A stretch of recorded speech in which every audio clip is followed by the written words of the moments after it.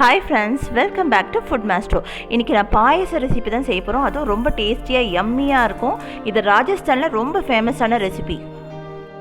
இப்போ ஃபஸ்ட்டு நம்ம என்ன பண்ணணும்னா, நான் செய்கிறது வந்து ஒரு 6 பேருக்கு தேவையான அளவுக்கு பாயசம் செய்கிறோம்.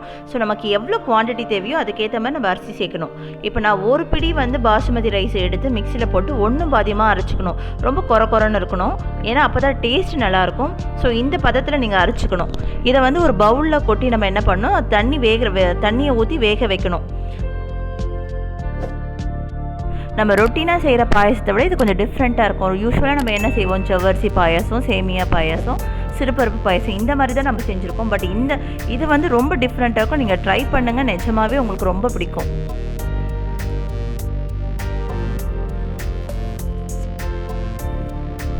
நம்ம ஒரு பாத்திரத்தில் வந்து அரிசியும் தண்ணியும் ஊற்றி வச்சுருக்கோம். கூடவே வந்து ஒரு 2 கரண்டி வந்து நல்ல திக்கான பாலாக வந்து எடுத்து ஊற்றிக்கணும்.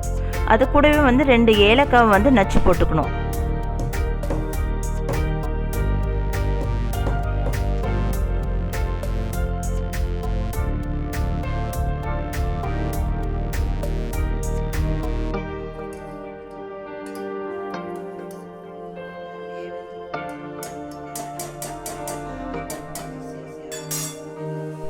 இப்போ கேஸ் ஆன் பண்ணிவிட்டு குக்கரை வச்சு 2 டம்ளர் தண்ணியை விட்டுடணும்.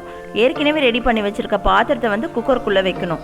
இது ரைஸ் பாயாசனால என்ன பண்ணணும், ரைஸ் வந்து வேகணும். ஸோ அதனால தான் நம்ம குக்கரில் வைக்கிறோம். இப்போ தேவையான அளவு வந்து சுகரை வந்து நம்ம ஆட் பண்ணிக்கணும்.